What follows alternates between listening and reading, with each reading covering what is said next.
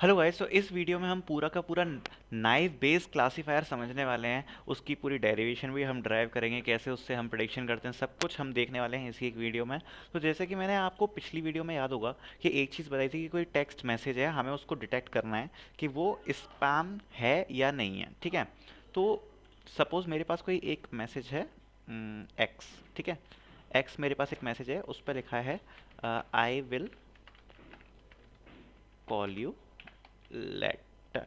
ठीक है, ये हमारे पास एक मैसेज है। ऐसे ही मेरे पास एक और मैसेज है वाई। वाई पे लिखा है गेट 90% ऑफ, कोई डैश डैश डैश, कोई ऑफर ऑफर का मैसेज है। ठीक है, ये दो हमारे पास मैसेज हैं, एक्स और वाई। ठीक है, सपोज कर लो। ठीक है, अब अब मेरे पास इनकी दो क्लास है, मेरे को इसको स्पैम में डिटेक्ट करना है कि स्पैम है या नहीं है। तो अगर ये जो मैसेज है, अगर ये स्पैम हुआ, अगर ये वाला मैसेज स्पैम हुआ, तो मैं क्या करने वाला हूँ, इसको मैं देने वाला हूँ 1। ठीक है, और अगर ये वाला मैसेज स्पैम, सॉरी, अगर मैसेज स्पैम नहीं हुआ तो मैं उसको कहने वाला हूँ 1 कि स्पैम नहीं है, और 0 पे मैं कहने वाला हूँ कि हाँ भाई स्पैम है। ठीक है, ये दो चीज़ें हमें देखनी है। तो ये हम कैसे पता लगा सकते हैं, देखते हैं। तो मैं क्या कहूँगा, सपोज ये मेरी जो क्लास है, इस क्लास को मैं कह रहा हूँ, इस क्लास को मैं कह रहा हूँ वाई। वाई, और ये मैसेज, इसका नाम चेंज कर लेते हैं। ये हमारे पास जो मैसेज है, इन दोनों मैसेज को मैं बोल देता हूँ एक्स, क्योंकि मैसेज ही है ना, दोनों को मैं एक्स कह देता हूँ। ठीक है, देखो, इसको मैं कह रहा हूँ वाई और मैसेज को मैं कह रहा हूँ एक्स। जो हमारी क्लासेस हैं इनको मैं कह रहा हूँ वाई। तो अब मैं क्या, इसकी जो बायस थ्योरम से मैं इसकी इक्वेशन कैसे लिख सकता हूँ, probability of y equals to 1। y equals to 1 कब होगा, जब कोई मैसेज स्पैम नहीं होगा। ठीक है, given y the message x। ठीक है, इसका फॉर्मूला क्या होगा, इसका होगा जैसे हम जो बायस थ्योरम में लिखते थे, सेम वही लिखेंगे। हम लिखेंगे p of x given by y equal to 1 multiply by, आपको बायस थ्योरम पता होनी चाहिए, तो ये चीज़ आप आसानी से लिख सकते हो, क्योंकि मैं कुछ नहीं कर रहा, मैं थ्योरम की जगह ही केवल सब्स्टिट्यूट कर रहा हूँ y इक्वल्स टू 1। ठीक है, सो ये फॉर्मूला बन जाएगा, the probability of y equals to 1 given the message is x। ठीक है, ऐसे ही अगर कोई मैसेज स्पैम नहीं है, उसकी मुझे कोई मैसेज स्पैम है, उसकी मुझे प्रोबेबिलिटी देखनी है, तो मैं क्या कह सकता हूँ, the message is spam, so probability of y equals to 0 given by the message x। और वो जो, और इसका जो फॉर्मूला होने वाला है वो क्या होगा, इसका फॉर्मूला होगा p ऑफ x, ऊपर जैसे ही सेम लिखेंगे, बस y की जगह क्या करना है, हमको 0 करना है, multiply by probability of, probability of y equals to 0 divided by probability of x। ठीक है, अब सपोज मेरे पास कोई एक मैसेज आया जिसे मुझे डिटेक्ट करना है कि वो स्पैम है कि नहीं। ठीक है, मेरे पास कोई एक मैसेज आया, ये x1, ये मेरे पास कोई एक मैसेज आया, ये मुझे डिटेक्ट करना है कि ये स्पैम है या नहीं। ठीक है, सो मैंने इस वाले मैसेज को इस वाले फॉर्मूले में रखा।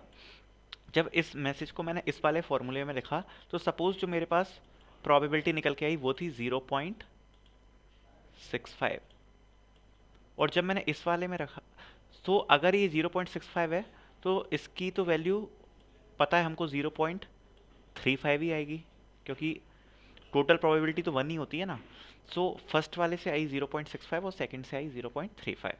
तो क्या ये मैसेज स्पैम होगा या नहीं होगा। सो हम देख सकते हैं y इक्वल टू 1 की प्रोबेबिलिटी ज़्यादा ही है, हमें ज़्यादा वाली कंसीडर करना है।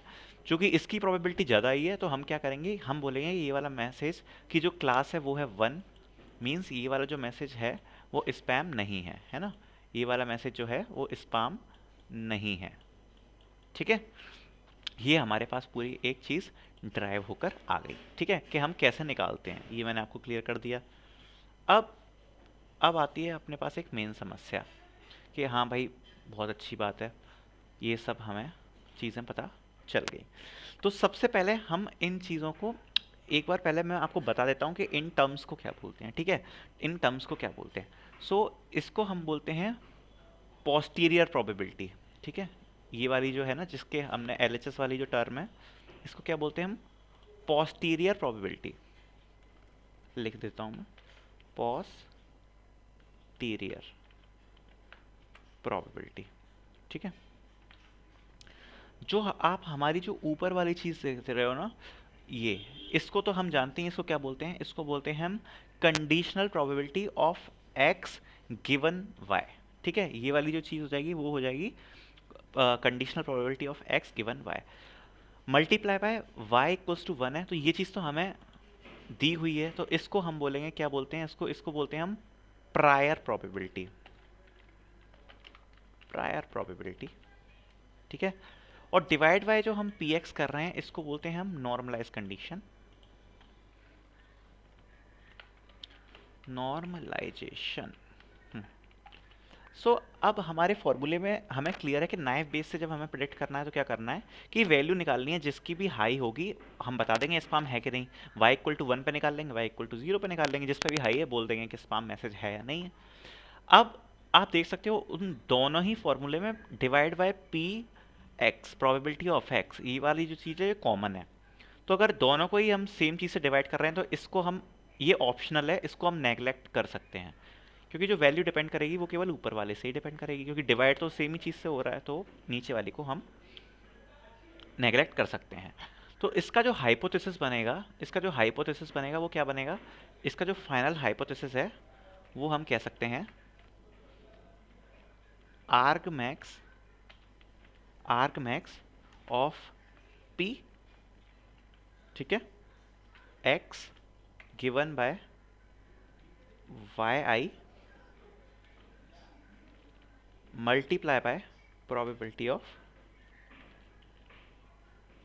वाई, ये हमारे पास बनेगा।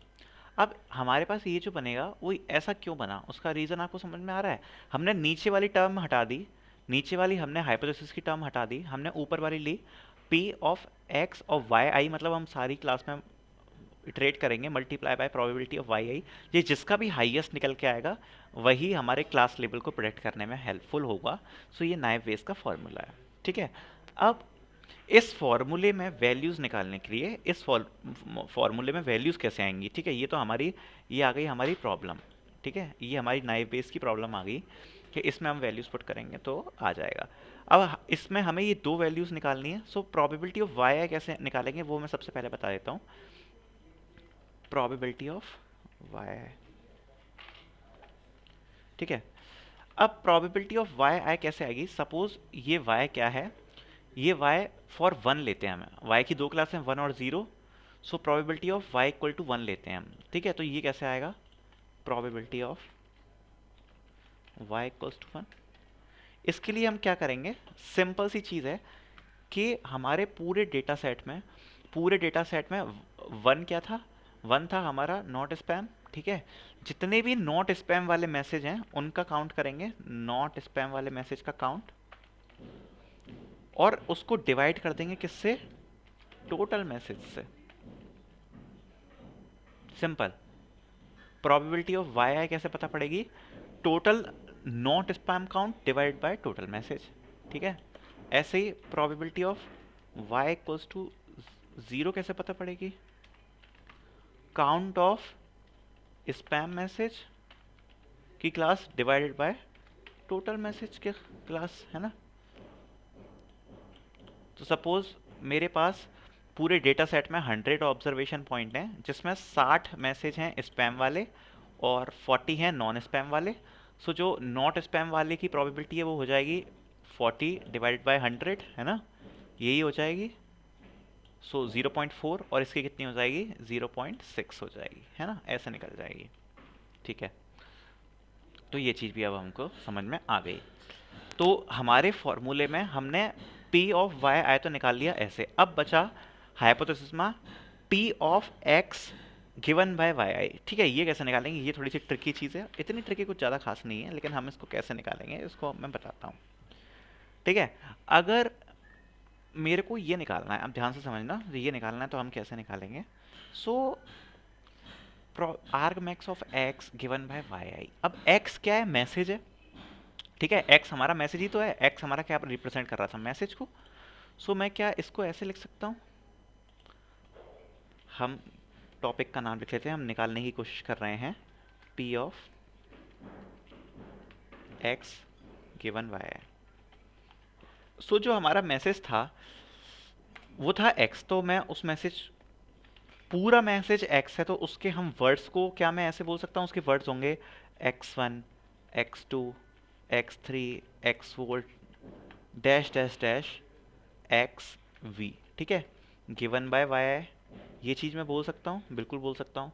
मैंने पूरे मैसेज को सेपरेट कर लिया इन वर्ड्स, ठीक है, तो ये चीज़ मैं बिल्कुल बोल सकता हूँ। इसी चीज़ को मैंने ऐसे लिख दिया। अब आगे देखते हैं क्या करना है। अब अगर मैं इसको ऐसे बोल सकता हूँ तो फिर मैं इसको ऐसे भी बोल सकता हूँ। अब मैं आपको इसको मैं ऐसे भी बोल सकता हूँ कि P ऑफ, मैंने इंडिविजुअल कंपोनेंट्स में तोड़ा, x1 given by, suppose y i के लिए अभी मैं y इक्वल टू 1 लेके चल रहा हूँ, so P of x1 given by y equal to 1, ठीक है, multiply by P of x1 given by y, sorry x2 y equal to 1 comma x1, means x1 is already given. इस चीज को मैं अभी समझाऊंगा आपको। P of x3 y equal to 1, x1 x2 already given. इसका मतलब क्या है, और ऐसे ही डॉट डॉट डॉट कहाँ तक चलता चला जाएगा, dot dot dot dot dot, जब तक हमारे पास वैल्यू आ जाएगी एक्स वी तक की। ठीक है, तो ये हमारी चीज़ चलती चली जाएगी। अब मैंने इसको क्या किया है मैं आपको समझाता हूँ। सपोज मेरे पास ये पूरा एक वर्ड का कॉर्पस है। पहला वर्ड है गुड, पहला मेरे पास जो वर्ड है वो है गुड, दूसरा ऑसम, लाइक और एवरेज और डिलीशियस। ये मेरे पास टोटल सारे वर्ड्स हैं। अब मैं इसमें क्या कहना चाह रहा हूँ, पहले का मतलब क्या हुआ कि P of x1 given by y equal to 1, कि गुड वर्ड्स कितनों में आ रहा है, जिनकी क्लास इक्वल्स टू 1 है। मतलब जितने भी नॉट नॉट, ये हम समझ लो ये रिव्यू के लिए है, ये वाला टेक्स्ट है हमारा रिव्यू के लिए। ठीक है, जिसमें हम 1 को कह रहे हैं पॉजिटिव रिव्यू और 0 को कह रहे हैं नेगेटिव रिव्यू। ठीक है, नेगेटिव रिव्यू। सो जब रिव्यू पॉजिटिव है तो उसमें गुड के आने की प्रोबेबिलिटी क्या है ये बता रही है पहली टर्म। सेकंड चीज, ये टर्म को समझ लेंगे तो पूरा समझ में आ जाएगा। प्रोबेबिलिटी ऑफ x2, x2 क्या है, ऑसम। इसकी प्रोबेबिलिटी क्या है जब हमारा रिव्यू पॉजिटिव है, क्योंकि y equal to 1 and x1 is already given. मतलब हमें अपने जो रिव्यू है उसमें गुड तो मिल गया, गुड तो मिल ही गया हमें, उसके बाद ऑसम मिलेगा। ठीक है, उसकी प्रोबेबिलिटी क्या है जब पॉजिटिव रिव्यू है। ऐसे ही हमें गुड भी मिल गया, ऑसम भी मिल गया, उसके बाद प्रोबेबिलिटी क्या है कि हमें लाइक मिलेगा, वो है P of x3 given by y equal to 1 comma x1 comma x2। ऐसे हम करते चले जाएंगे अपने सारे वर्ड्स के लिए। ठीक है, इसको मैं ऐसे तोड़ सकता हूँ, इसको मैं ऐसे तोड़ सकता हूँ, ये मैंने आपको चीज़ समझा दी। ठीक है, अब आगे देखते हैं डेरिवेशन में। अब जो नाइव बेस क्लासिफायर है उसमें हम एक अजम्पशन लेके चलते हैं। वो हम क्या लेके चलते हैं कि जो हर वर्ड है वो हर वर्ड सेपरेट है। ये हमारी अजम्पशन है, नाइव बेस अजम्पशन। ये क्या बोलती है कि जो हमारा हर वर्ड है वो हर वर्ड सेपरेट है, वो एक दूसरे पर डिपेंड नहीं कर रहा है। ठीक है, it will not depend on each other. और जब ऐसी चीज़ हो जाती है तो हम हर किसी को एक इंडिविजुअल कंपोनेंट दे सकते हैं। ठीक है, फिर हमें केवल गुड देखना है, केवल ऑसम देखना है, केवल लाइक देखना है, उससे पहले हमें मतलब नहीं है कोई भी वर्ड आया है कि नहीं आया। सो मैं इस चीज़ को ऐसे लिख सकता हूँ, अगर मैंने ऐसी अजम्पशन ले ली, नाइव बेस अजम्पशन में लिखता हूँ from naive base assumption assumption. तो जब मैंने नाइव बेस की अजम्पशन ले ली,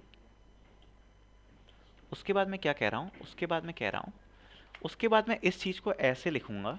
कैसे लिखूंगा, P of x1 given by y equal to 1 multiply by P of x2 given by y equal to 1 multiply by P of x3 given by y equal to 1 और ऐसे ही dash dash dash dash कहाँ तक जाएंगे हम v तक, x v तक। सो सबका multiplication हो रहा है आपस में, तो अगर सबका मल्टीप्लिकेशन हो रहा है आपस में तो इसी टर्म को मैं ऐसे भी लिख सकता हूँ कि प्रोडक्ट ऑफ ऑल, ये यहाँ पर मैं बनाता हूँ, ये सिंबल जो मैं बना रहा हूँ आप समझना इसका मतलब क्या है। इसका मतलब है प्रोडक्ट ऑफ ऑल। इसका मतलब क्या है? Product of all p xi given y equal to 1। ठीक है, where denotes product of all probe.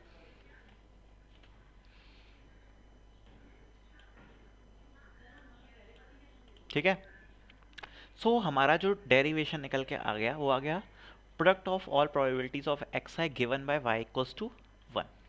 सो जब ये हमने किससे डिराइव कर लिया? इस चीज़ से, ये हमने इस चीज़ से डिराइव कर लिया। सो अब इसमें तो कोई दिक्कत ही नहीं है, इसको तो हम कैलकुलेट कर ही सकते हैं, कोई बहुत बड़ी बात नहीं है। सो हमारे पास जो इस चीज़ की वैल्यू है product of x given by y i, इसकी वैल्यू हमारे पास आ चुकी है। ठीक है, अब हमारे पास पूरा ये डेरिवेशन ही सॉल्व हो गया। हमने ये भी कैलकुलेट करना सीख लिया, ये भी कैलकुलेट करना सीख लिया। जब हमने दोनों सीख लिए तो जस्ट अब मैं फॉर्मूले में पुट करके बता देता हूँ आपको कि कैसे हमारे पास निकलेगा। ये हमारे पास पूरे प्रॉब्लम है, सो देखते हैं कैसे निकलेगा।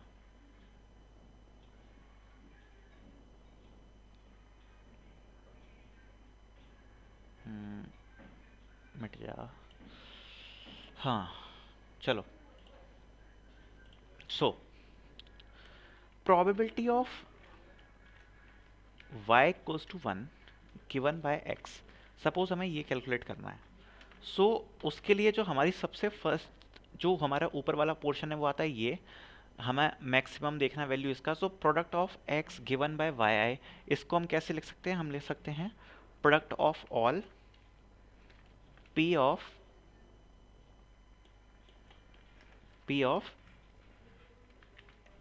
X i given y equals to 1 multiply by p of y equals to 1 divided by p of x, where p of x is optional. मैं आपको पहले ही बता चुका हूँ ये बात। ठीक है, ऐसे ही सेम फॉर्मूला हम लिख सकते हैं p of y equals to 0 given by x equals to product of all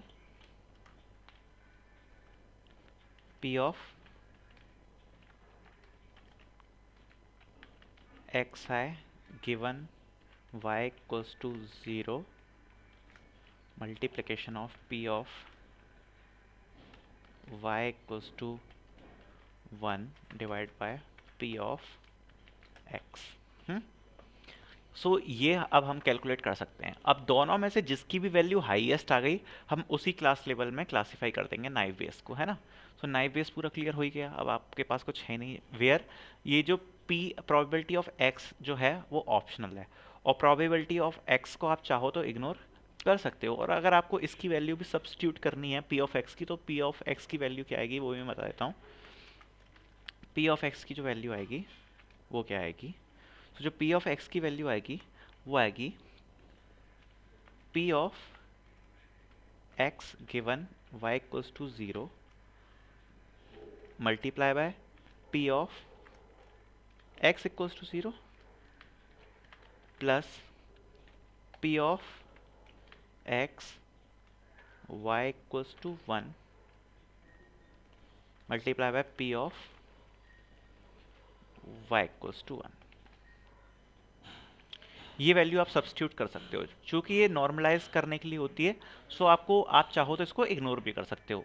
तो अब आपको समझ में आ गया होगा जो नाइव बेस थ्योरम है वो कैसे वर्क करती है, नाइव बेस क्लासीफायर कैसे क्लासीफाई करता है। अगर हमें कोई रिव्यू यस नो करवाना है, कोई भी प्रेडिक्शन करवानी है कोई भी क्लासिफिकेशन प्रॉब्लम की, सो हम इसका यूज़ कर कर, नाइव बेस क्लासीफायर का यूज़ कर कर उस चीज़ को प्रिडिक्ट कर सकते हैं। सो गाइस, इस वीडियो में इतना ही। आई होप मैंने आपको बेस्ट एक्सप्लेनेशन दिया है, आपको पसंद आई होगी ये video. So thank you so much.